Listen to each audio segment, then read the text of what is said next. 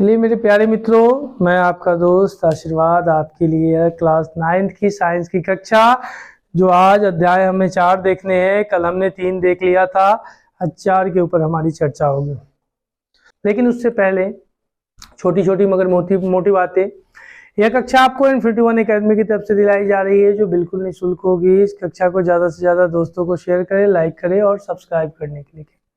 चलिए आगे बढ़ते हैं। इसमें हम परमाणुओं की संरचना, स्ट्रक्चर ऑफ द एटम्स के बारे में अध्ययन करेंगे। यह एटम्स क्या है, और हमने कल एटम्स के बारे में देखा था जो अध्याय 3 में हमने देखा था। पौधा साहब ने बताया था उसके बारे में भी हमने चर्चा करा था, और बहुत सारे ऐसे वैज्ञानिकों के बारे में भी हमने चर्चा करा था। तो इससे पढ़ने से पहले चैप्टर 3 को आप अध्ययन कर ले, ज्यादा कुछ समझ में आएगा। चलिए, इसमें कहता है पदार्थ परमाणुओं और अणुओं से मिलकर बने हैं और विभिन्न प्रकार के पदार्थों का अस्तित्व उन परमाणुओं के कारण होता है जिनसे वे बने होते हैं।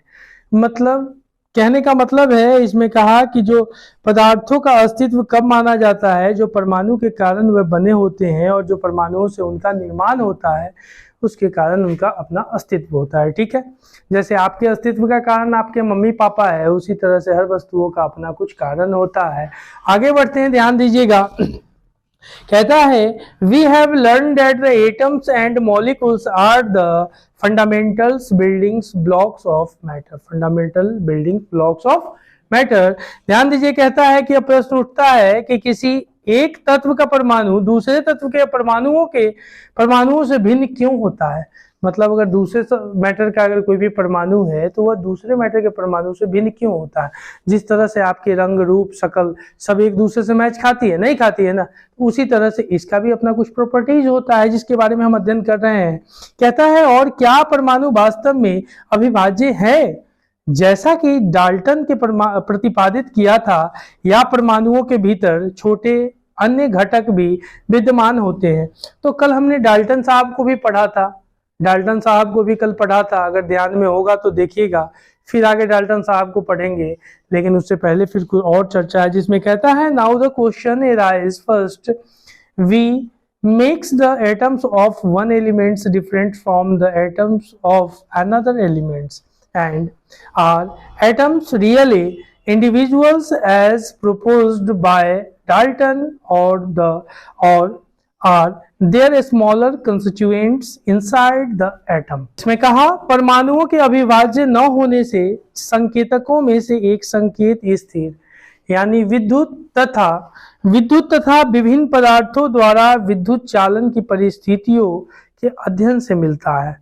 इसमें one of the first indications that atoms are not individuals comes from studying statics, electricity and the conditions under which electricity is conducted by different substances। ठीक है, यह सारी बातें वही है कि यह अविभाज्य है या नहीं है, कि ऐसे है। डाल्टन साहब के नियम को प्रतिपादित किया गया, और डाल्टन साहब के नियम को कल आपने देखा था। तो डाल्टन साहब के नियम के अनुसार यह जो भी परमाणु है, जब एक छोटी एक अवस्था से वह अविभाजित, जब वह भाज्य होने लगती है, खंडन होने लगती है, एक उसकी ऐसी अवस्था आती है जिसमें वह तोड़ी नहीं जा सकती है, वह फिक्स हो जाती है। क्योंकि हर पार्टिकल का एक तो कुछ ना कुछ निश्चित अवस्था होता है, प्रॉपर्टीज होती है। तो जैसे एक वस्तु, हमने किसी परमाणु को या किसी भी चीज को तोड़ने का काम करा, तोड़ते तोड़ते तोड़ते उसकी एक ऐसी अवस्था आती है जिसके बाद उसको तोड़ा नहीं जा सकता है। वही ये साहब जो कहे थे। अब पदार्थों में आवेशित कण क्या होते हैं? Charge particles in matter. परमाणु अविभाज्य और आवेशित कणों से बने होते हैं। यानी हमने देखा था that an atom is a divisible and consists of charged particles। ठीक है, हमने देखा था कि जो परमाणु अविभाज्य और आवेशित कणों से बने होते हैं, अविभाज्य होते हैं और आवेशित कणों से, यानी जो चार्ज जो होते हैं ना उससे, जिसमें कहा atom is the divisibles and the consist of the charge particles. जो उसके पार्टिकल्स होते हैं वो चार्ज होते हैं, ठीक है, उससे बने होते हैं। जिसके माध्यम से कहा परमाणु साधारण और अविभाज्य कण नहीं है, यह साधारण भी नहीं है, अविभाज्य कण भी नहीं है, और बल्कि इसमें कम से कम एक अपरमाणु कण इलेक्ट्रॉन विद्यमान होता है। यानी जो परमाणु है उसमें एक इलेक्ट्रॉन विद्यमान होता है, जो अब हम आगे पढ़ेंगे, इसमें बता रहे हैं फिगर के माध्यम से अंदर बताया गया है। उसी में एक इलेक्ट्रॉन विद्यमान होता है और जिसका पता जे थॉमसन साहब ने लगाया, यानी जे थॉमसन, यानी इसमें थॉमसन साहब जो थे, इन्होंने क्या कहा, जो परमाणु होती है उसमें इलेक्ट्रॉन विद्यमान होती है। क्या होती है? इलेक्ट्रॉन विद्यमान होती है, परमाणुओं में इलेक्ट्रॉन विद्यमान होती है। जे थॉमसन साहब ने बताया, जिसमें कहा कि उन्होंने कहा विद्यमान होता है, जिसका पता जे थॉमसन ने लगाया था। इलेक्ट्रॉन के संबंध में जानकारी प्राप्त होने, एक गोल्डस्टीन साइंटिस्ट साहब थे, वैज्ञानिक थे, जिन्होंने इलेक्ट्रॉन की जानकारी से पूर्व यानी 1886 में एक नए विकिरण की खोज की, जिसे उन्होंने केनाल रे कहा, और इन्होंने एक विकिरण की खोज करी, जिन्हें उन्होंने केनाल रे नाम दिया, केनाल रे कहा। और यह जो केनाल रे कहा, इसके माध्यम से उन्होंने क्या कहा, नाम दिया, एक किरणें धनावेशित विकिरण थी। मतलब यह जो केनाल रे किरण थी, यह पॉजिटिव रे जो कहता है धनावेशित थी, पॉजिटिव धनावेशित विकिरण थी, और जिसके द्वारा अंततः दूसरे अपरमाणविक कणों की खोज हुई, और इसी के माध्यम से दूसरे अपरमाणविक विकिरण कणों की खोज हुई, और इन कणों का आवेश इलेक्ट्रॉन के आवेश के बराबर किंतु विपरीत था। और यह जो कणों की खोज हुई वह इलेक्ट्रॉन के बराबर किंतु विपरीत थी। जैसे आप एक घर में दो भाई बहन हैं, तो एक बहुत बाचाल हो गए और एक गूंगा हो गए, तो लोग कहेगा कि दोनों विपरीत कैसे हो गया। तो वही दोनों में ऐसे था, लेकिन दोनों तो एक ही माँ बाप का बेटा था, तो वही वाला हाल है। फिर आगे बेटा बेटी जो भी हो, आगे देखिए, आवेश के बराबर किंतु विपरीत था, और इसके द्रव्यमान इलेक्ट्रॉन की अपेक्षा लगभग गुना अधिक होता है, और उनको प्रोटॉन नाम दिया गया, और इनको प्रोटॉन नाम दिया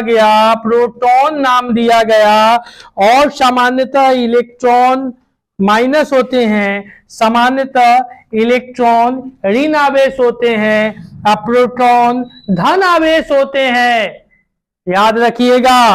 और द्वारा और प्रोटॉन को P प्लस के द्वारा दर्शाया जाता है। प्रोटॉन का द्रव्यमान, इसका जो मास होता है, द्रव्यमान 1 इकाई, और इसका आवेश +1 चार्ज रखता है, अपने पास आवेश लिया जाता है। इलेक्ट्रॉन का द्रव्यमान नगण्य और आवेश -1 होता है, आवेश -1, और इसका द्रव्यमान, यह द्रव्यमान नगण्य होता है। द्रव्यमान जिसको मास कहते, यह 0 के बराबर होता है। तो सारी घटना को लिखते चलिएगा, आगे काम आएगा, बकलोली मत कीजिएगा। इलेक्ट्रॉन का द्रव्यमान नगण्य और आवेश उसका -1 माना जाता है, जिसको हम लोग नेगेटिव चार्ज कहते हैं, इलेक्ट्रॉन का आवेश, और इसको हम लोग पॉजिटिव चार्ज कहते हैं। प्रोटॉन +1 में धन आवेश रखता है, और प्रोटॉन को P प्लस में डिनोट करते हैं, इलेक्ट्रॉन को -E में डिनोट करते हैं। आगे बढ़ते हैं। It was known as the 1900 that atoms was the individual particles but contained at a and the last one subatomic particles, the electron identified by the J.J. Thomson even before the electrons was identified. ठीक है, J.J. Thomson हमने लिखा है ना जी, हाँ ठीक लिखा है, SON है, थॉमसन, गलती सलती सुधार लीजिएगा आप लोग बहुत गलती लिखते हैं। चलिए, ई गोल्ड स्मिथ, ई जो गोल्ड साहब है, ई गोल्डस्टीन, ठीक है, इन 1886 discovered the presence of the new radiations in the gas discharge and called the canal raise, और इन्होंने इनको इसी विकिरण खोज को जो कैनाल रेज इन्होंने नाम दिया था, कैनाल रेज कहा, ध्यान दीजिएगा, कैनाल रेज कहा। This raise were the positively charge, और यह रेज अपने पास क्या चार्ज रखता है, P प्लस में था, पॉजिटिवली चार्ज इसी को रखता था, जिसमें कहा radiations which ultimately led to the discovered the another subatomic particles. These subatomic particles had a charge equal in the magnitude, but opposite is assigned to that of the electron, और यह opposite sign, जैसे दोनों का क्या था कि लगभग था, यह गुना अधिक रखता है और यह गुना कम। Mass was the approximately 2000 times as that of the electron, इसका मास जो था 2000 अप्रोक्सीमेटली अधिक टाइम था, और it was given that the name of the proton, और जिसको नाम जो आपने देखा P प्लस में प्रोटॉन नाम दिया गया, प्रोटॉन नाम दिया गया, और it's general and the electron is the represented E minus and the proton as a P plus. The mass of the proton is taken as the unit and its charge as +1, और this उसके बाद the mass of the electron is considered to the negatively and its charge is the minus 1. आवेश को क्या कहते हैं, charge, यानी charge, इसका जो चार्ज था उसके बारे में, ठीक है। हाँ, मास के बारे में देखा हमने, इसका मास 0 था, 0 मतलब 1 से कम, ठीक है। आगे क्या यहाँ तक कोई दिक्कत है, कोई भी दिक्कत? चलिए आगे बढ़ते हैं। कहा ऐसा माना गया कि परमाणु प्रोटॉन और इलेक्ट्रॉन से बने हैं। जो कहा गया इसमें, it seemed that the atom was the composed and the proton and electron, जो माना जाता है ये जो एटम देख रहे हैं ना, या दूगो चच्चा भतीजा से मिलकर के बना है, कंपोज हुआ है, या प्रोटॉन्स और इलेक्ट्रॉन्स के बारे में चर्चा होती है, इलेक्ट्रॉन्स के बारे में चर्चा होती है। ये दोनों से मिलकर के बना है, दोनों से मिलकर के बना है, मिला तब बना कहा जाता है, ठीक है। आगे देखना, mutually balancing their charge, और ये balancing their charge, it also appeared that the protons were in the interior of the atom, और यह इंटीरियर होता है, प्रोटॉन यह इंटीरियर होता है, इसको अगर चर्चा करते हैं तो यह इंटीरियर होता है एटम के, इंटीरियर होता है एटम के, इंटीरियर होता है, और of the atom, for where as electron could easily to remove of but not protons. Now the big question was, ठीक है, जिसमें हमने देखा था कि आसानी से निकाला, यानी कहा प्रोटॉन परमाणु के सबसे भीतरी भाग में होता है और इलेक्ट्रॉन आसानी से निकाला जा सकता है, लेकिन प्रोटॉन को आसानी से नहीं निकाला जा सकता है क्योंकि उसके ऊपर रक्षा कवच होती है, ठीक है, सेफ गार्ड भी होती है। आगे बताते हैं कैसे होती है। अब परमाणु की संरचना, द स्ट्रक्चर ऑफ एटम्स के बारे में हम लोग देखते हैं, जिसमें क्या कहता है कि इससे पहले संरचना के बारे में इसमें कहा, पहले डाल्टन का परमाणु सिद्धांत, जिसके अनुसार परमाणु अविभाज्य और अविनाशी तथा, लेकिन परमाणु के भीतर दो मूल कणों इलेक्ट्रॉन और प्रोटॉन की खोज ने डाल्टन के परमाणु सिद्धांत की इस धारणा को गलत साबित कर दिया। कहा एटम जो है ना अंदर में प्रोटॉन और इलेक्ट्रॉन दोनों रखता है। आप लोग एक और चीज याद रखिएगा, बकलोली नहीं कीजिएगा।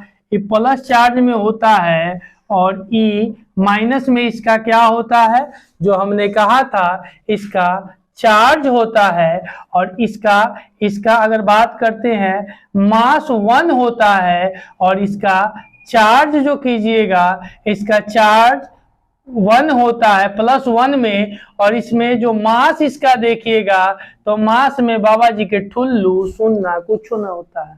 ठीक है।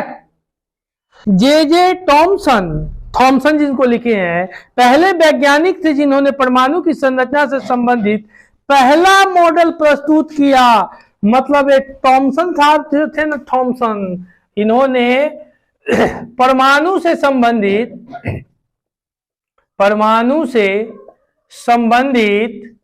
पहला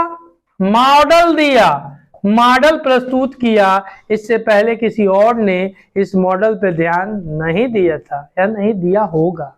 ठीक है, दिया भी होगा तो यूट्यूब नहीं होगा, नहीं चला होगा। देखिएगा, फिर उसी चीज में कहा कि थॉमसन का परमाणु मॉडल क्या था, जरा थॉमसन साहब को पढ़ते हैं। थॉमसन ने परमाणुओं की संरचना से संबंधित एक मॉडल प्रस्तुत किया जो क्रिसमस केक की तरह था। और यह जो थॉमसन साहब थे ना, इन्होंने एक मॉडल दिया जो क्रिसमस के केक की तरह थे, जो अभी कटा था, आप लोगों ने कटवाया था इधर उधर जाओ के। आगे देखिएगा, कहा इसके अनुसार परमाणु एक धनावेशित गोला है, धन आवेश की तरह गोला है, जिसमें इलेक्ट्रॉन क्रिसमस के केक में लगे सूखे मेवों की तरह होता है। उसमें जो मेवा लगा होता है ना, उसी तरह का होता है। ठीक है।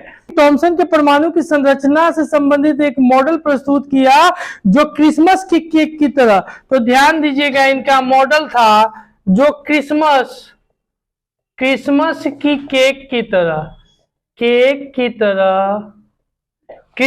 केक की तरह यह मॉडल की संरचना थी, जिसमें इनके अनुसार परमाणु एक धनावेशित है। मतलब ई केक के अनुसार कहा कि परमाणु पॉजिटिव चार्ज रखता है, धनावेशित है, जिसमें इलेक्ट्रॉन क्रिसमस केक के लगे सूखे मेवे की तरह है। कहा Thompson proposed that the model of the atom to be similar to that of the Christmas pudding. The electrons in a sphere of positive charge were like currents,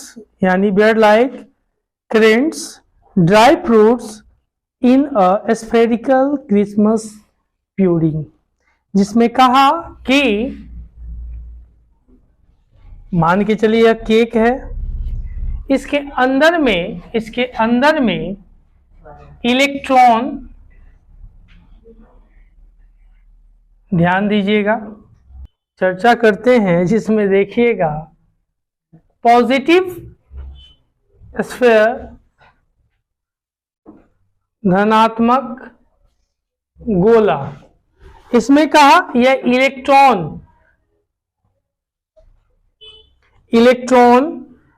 जो आप जानते हैं कि यह निगेटिव चार्ज होता है।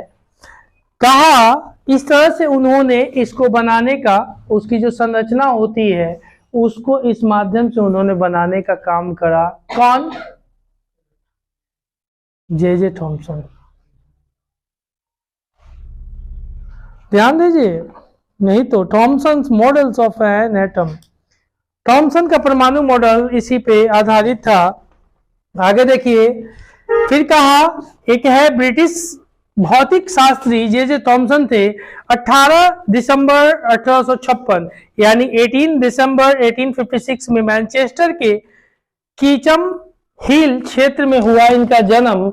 इलेक्ट्रॉन की खोज के कारण 1906 में इनको भौतिक शास्त्र में नोबेल पुरस्कार मिला। 35 वर्ष तक वे कैम्ब्रिज में कैवेंडिश प्रयोगशाला के निदेशक थे और उनके शोध के 7 सहयोगियों को भी आगे चलकर नोबेल पुरस्कार मिला। ठीक है, आगे देखना। फिर थॉमसन ने प्रस्तावित किया, जो थॉमसन साहब ने, इन्होंने प्रस्तावित किया कि परमाणु धन आवेशित गोले का बना होता है, जो आपने देखा पॉजिटिव चार्ज स्फीयर का बना होता है, और इलेक्ट्रॉन उसमें धंसे होते हैं। इलेक्ट्रॉन अंदर में धंसा हुआ है कि नहीं? इलेक्ट्रॉन अंदर में धंसा हुआ है। और फिर कहा, उसके बाद दूसरा कहा, ऋणात्मक और धनात्मक आवेश परिणाम में समान होते हैं, इसलिए परमाणु वैद्युतीय रूप में उदासीन होता है। तो दूसरा कहा, ऋणात्मक और धनात्मक आवेश परिणाम में सामान्य होते हैं, इसलिए परमाणु वैद्युतीय रूप में उदासीन होते हैं। The negative and the positive charge and the equal to in the magnitude, so the atom as a whole is electrically neutral। ठीक है, ध्यान दीजिएगा। उसके बाद यह हमने इनके बारे में देखा, इन्होंने कहा कि जो क्रिसमस केक की तरह होता है, थॉमसन के परमाणु के सिद्धांत, जिनमें इन्होंने क्या घुसेड़ दिया कि यह ऊपर वाला जो है इसमें पॉजिटिव स्फीयर, जिसमें धनात्मक गोला में अंदर में इलेक्ट्रॉन धसल होता है, अंदर में इलेक्ट्रॉन धसल है, तो इन्होंने यह नाम दे दिया। अब एक और महोदय आते हैं जिनका नाम है रदरफोर्ड का परमाणु का मॉडल। अब हम लोग रदरफोर्ड साहब को देखते हैं। तो रदरफोर्ड साहब जो थे, अर्नेस्ट रदरफोर्ड, वही चीज कहा कि जो पन्नी होती थी वो पतली होती थी। इन्होंने 1000 सोने की पन्नियों के साथ परीक्षण किया, ठीक है, वो पतली हो जाती है ज्यादा, इसके वजह से। चलिए रदरफोर्ड साहब के बारे में भी कुछ देख लेते हैं। अल्फा का साइन ऐसे होता है भैया, अल्फा का साइन आप लोग गड़बड़ मत कीजिएगा, अल्फा का साइन जो होता है ना, इस तरह से अल्फा का साइन होता है। चलिए आगे देखिएगा, रदरफोर्ड 1871 में पदार्पण हुआ उनका, 1871 में आया, 1937 में निकल लिए। ध्यान दीजिएगा, इन्होंने का जन्म 30 अगस्त 1871 में स्प्रिंग ग्रोव में हुआ था, और उनको नाभिकीय भौतिक का जनक माना जाता है, और रेडियोधर्मिकता पर अपने योगदान और सोने की पन्नी के द्वारा परमाणु के नाभिक की खोज के लिए वे बहुत प्रसिद्ध हुए। 1908 में उनको नोबेल पुरस्कार भी मिल गया। और थॉमसन साहब को कब मिला था? 1906 में। अब बाद में उनके साथ वाले को भी मिल गया था, ठीक है। चलिए आगे देखिएगा, फिर कहता है अल्फा कण प्रकीर्णन प्रयोग के आधार पर रदरफोर्ड ने निम्न परिणाम निकाले, जिसमें कहा परमाणु के भीतर एक अधिकतर भाग खाली है, मतलब परमाणु के भीतर भी कुछ अधिकतर भाग जो पार्ट होते हैं ना, वह खाली होते हैं, क्योंकि अधिकतर अल्फा कण बिना विक्षेपित हुए सोने की पन्नी से बाहर निकल जाती है। विक्षेपित मतलब उसे टक्कर नहीं हुआ, विक्षेपित नहीं हुई और बाहर निकल जाता था। कहा most of the space inside the atom is empty because most of the alpha particles passed through the gold fall without getting deflected. ठीक है, ठीक है, मैंने बिना टकराए हुए, बिना टच किए हुए निकल गया, ज्यादातर पार्टिकल्स कम में टकराया। ठीक है, आगे कहा बहुत कम कण अपने मार्ग से विक्षेपित होती है, जिससे यह ज्ञात होता है कि परमाणु के धनावेशित भाग बहुत कम है, मतलब जो परमाणु का पॉजिटिव चार्ज जो होता था बहुत कम है। ठीक है, देखिएगा, कहा very few particles were the deflected from there path indicating that the positive charge of the atoms occupying very little space. देखिए बहुत कम अल्फा 180 डिग्री पर विक्षेपित हुए थे, 180 डिग्री पर। ठीक है, आगे इससे यह संकेत मिलता है कि सोने के परमाणु का पूर्ण धनावेशित भाग और द्रव्यमान परमाणु के भीतर बहुत कम, जो परमाणु थे उनके भीतर बहुत कम आयतन में सीमित थे। ठीक है, जिसमें कहा a very small fractions of A particles were deflecting by 1800, indicating that all the positive charge and mass of the gold atom were concentrated in a very small volume within the atom। ठीक है, आगे प्राप्त आंकड़ों के आधार पर उन्होंने यह निष्कर्ष निकाला कि नाभिक की त्रिज्या परमाणु की त्रिज्या से 10⁵ गुना छोटी है। जो नाभिक की थी वो 10⁵ गुना छोटी थी। मतलब from the data he also calculated that the radius of the nucleus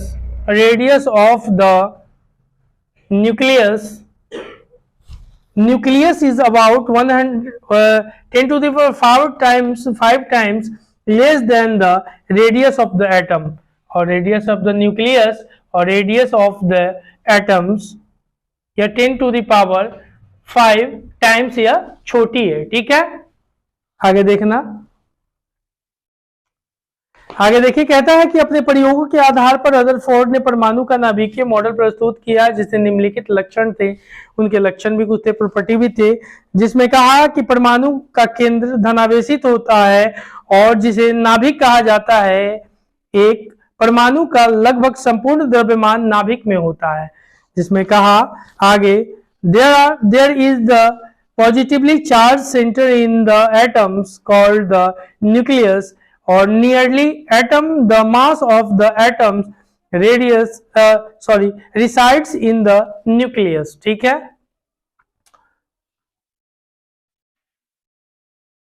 आगे देखिएगा फिर क्या कहता है। कहता है इलेक्ट्रॉन नाभिक के चारों ओर वर्तुलाकार मार्ग में चक्कर काटते हैं। नाभिक के चारों ओर वर्तुलाकार में चक्कर काटने का काम करते हैं क्या? इलेक्ट्रॉन। आगे देखिएगा, the electrons revolve around the nucleus in the circular paths. नाभिक का आकार परमाणु के आकार की तुलना में काफी कम होता है। जो नाभिक का आकार होता है वह इसकी अपेक्षा में काफी कम होता है, यानी परमाणु अस्थाई है, यानी atoms of the quite stable. Bore models of atoms. Rutherford के मॉडल पर उठी आपत्तियों को दूर करने के लिए निल्सन बोर ने परमाणु की संरचना के बारे में निम्नलिखित अवधारणा प्रस्तुत की। इसमें कहा बोर का परमाणविक मॉडल यानी बोर्स मॉडल ऑफ एटम, जिसमें कहा कि रदरफोर्ड के मॉडल पर उठी आपत्तियों को दूर करने के लिए निल्सन बोर ने परमाणुओं की संरचना के निम्नलिखित अवधारणाएं प्रस्तुत की। यानी इन्होंने इस तरह से सेल के बारे में, बोर्स मॉडल इस तरह से अपने सेल के बारे में, संरचना के बारे में बताया। ध्यान दीजिएगा, मतलब इन्होंने कोशों के बारे में कहा कि जो कोश क्या थी, इन्होंने, ध्यान दीजिएगा,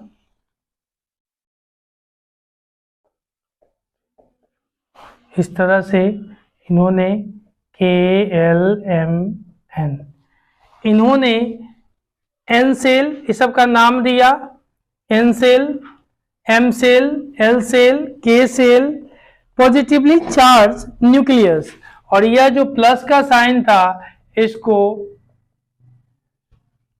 पॉजिटिवली चार्ज न्यूक्लियस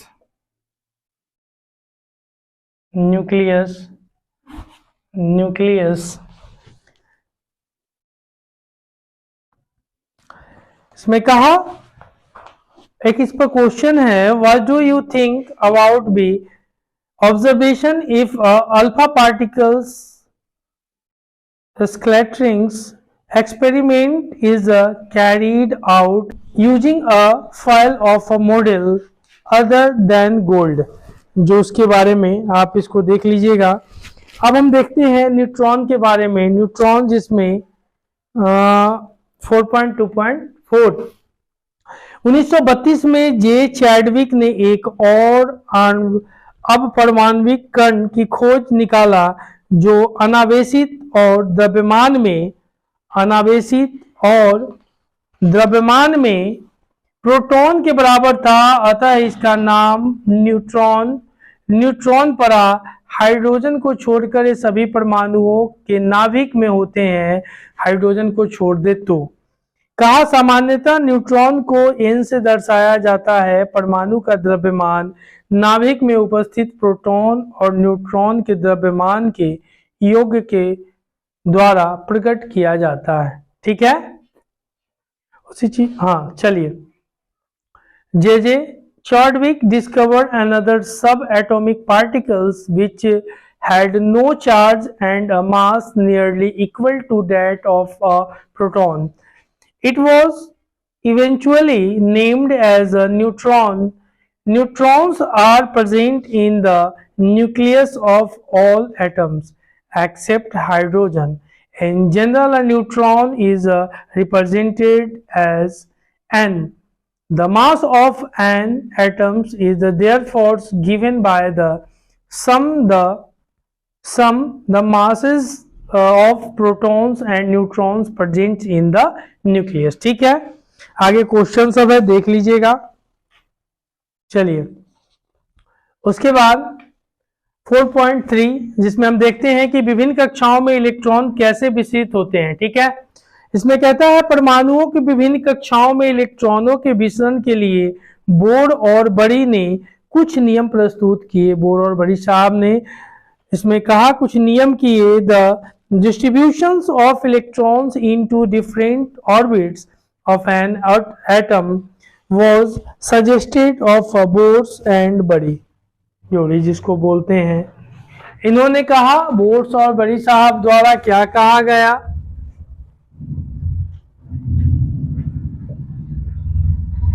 ध्यान दीजिएगा। इन नियमों के अनुसार किसी कक्षा में उपस्थित अधिकतम इलेक्ट्रॉन की संख्या को सूत्र 2n² से दर्शाया गया। यानी कि किसी भी कक्षा में उपस्थित जो इलेक्ट्रॉन होंगे, अधिकतम इलेक्ट्रॉन होंगे, उनको 2n² से डिनोट किया गया, यानी दर्शाया गया जाता है।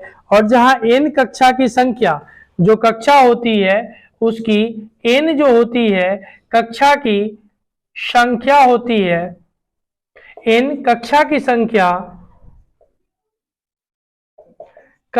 संख्या होती है या ऊर्जा स्तर होता है, उसका जो ऊर्जा स्तर होता है।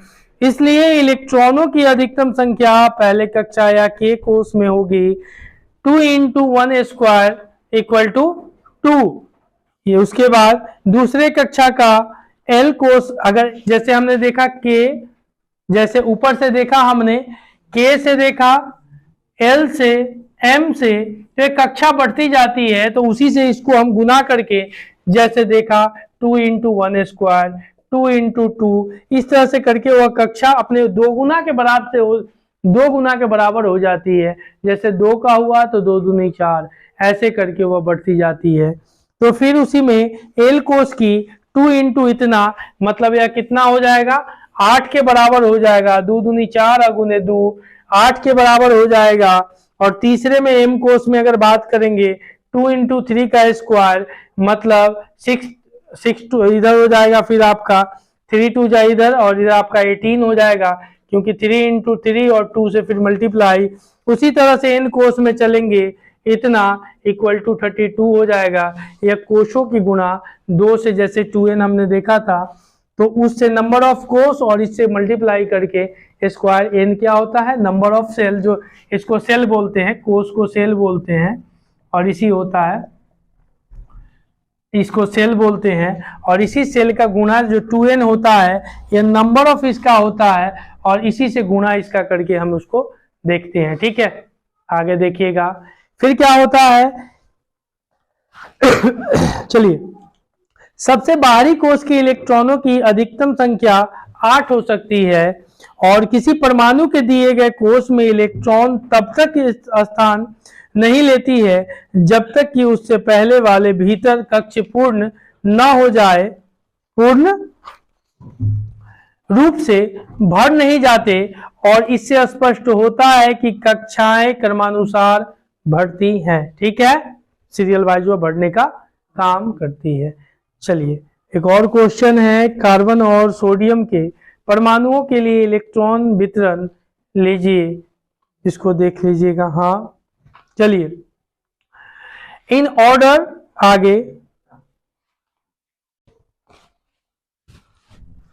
आगे कहा in order to overcome the objections raised against Rutherford's model of the atom. Niels Bohr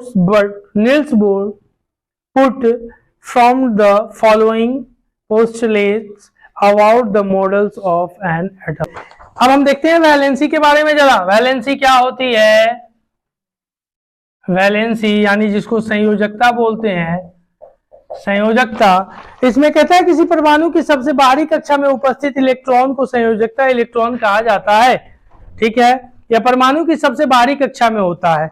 आगे देखिएगा, इसी चीज को कहा कि the electrons present in the outermost shell of the atoms are known as the valency electron. ठीक है, फिर कहा परमाणु के बाह्यतम कक्ष में इलेक्ट्रॉनों के अष्टतम बनाने के लिए जितनी संख्या में इलेक्ट्रॉनों की साझेदारी या स्थानांतरण होता है वही उस तत्व की संयोजकता यानी वैलेंसी शक्ति, हाँ, अर्थात संयोजकता कहलाती है, वैलेंसी कहलाती है। ठीक है, फिर देखिएगा फॉर एग्जांपल हाइड्रोजन, लिथियम या सोडियम प्रत्येक के परमाणुओं के बाह्यतम कक्ष में एक एक इलेक्ट्रॉन होते हैं, अतः यह एक इलेक्ट्रॉन का त्याग कर सकते हैं, इसलिए उनकी संयोजकता एक कही जाती है। ठीक है, अतः प्रत्येक तत्व के परमाणु की एक निश्चित संयोजकता शक्ति होती है जिसे संयोजकता कहते हैं। Therefore, an atom of each element has a definite combining capacity called its balance. ठीक है, आगे परमाणु संख्या तथा द्रव्यमान संख्या, atomic numbers and mass numbers.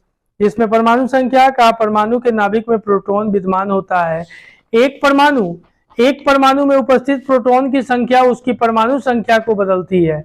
ठीक है, इसे जेड के द्वारा दर्शाया जाता है। जेड के द्वारा दर्शाया जाता है। किसी तत्व के सभी अणुओं की परमाणु संख्या जेड सामान्य होती है, यानी जेड संख्या सामान्य होती है, और वास्तव में तत्वों को उनके परमाणु में विद्यमान प्रोटॉनों की संख्या से परिभाषित किया जाता है।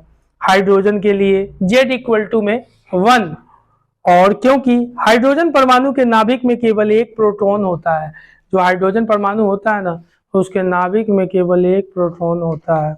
आगे देखिएगा द्रव्यमान संख्या, मास नंबर क्या होता है। व्यवहारिक रूप से परमाणु का द्रव्यमान उसमें विद्यमान प्रोटॉनों और न्यूट्रॉनों के द्रव्यमान के कारण होता है, और ये परमाणु के नाभिक में विद्यमान होते हैं और इसलिए इन्हें न्यूक्लियॉन भी कहते हैं। और परमाणु का लगभग संपूर्ण द्रव्यमान उसके नाभिक में होता है। और उदाहरण के लिए कार्बन देखिएगा, कार्बन का द्रव्यमान कहते हैं 12U। ठीक है, और क्योंकि बिकॉज 6 न्यूट्रॉन होते हैं, 6U + 6U = 12, और इसी प्रकार एल्युमिनियम का द्रव्यमान 27U होता है, और यानी 13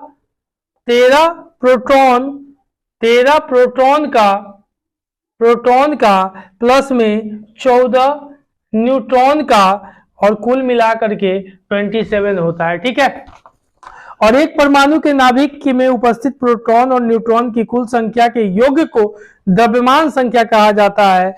यानी उसी चीज को कहा, we can conclude that a mass of an atom is practically due to protons and neutrons along these are present in the nucleus of an atom, and proton and neutrons are also called nucleus. Therefore, the mass of an atom resides in its nucleus. For example, mass of the carbon is 12U because it has 6 protons and 6 neutrons. 6U + 6U = 12U. ठीक है, कक्षा हमारी यहीं पे समाप्त होती है। हम अगली कक्षा में फिर मिलते हैं, तब तक के लिए जय भारत, जय हिंद।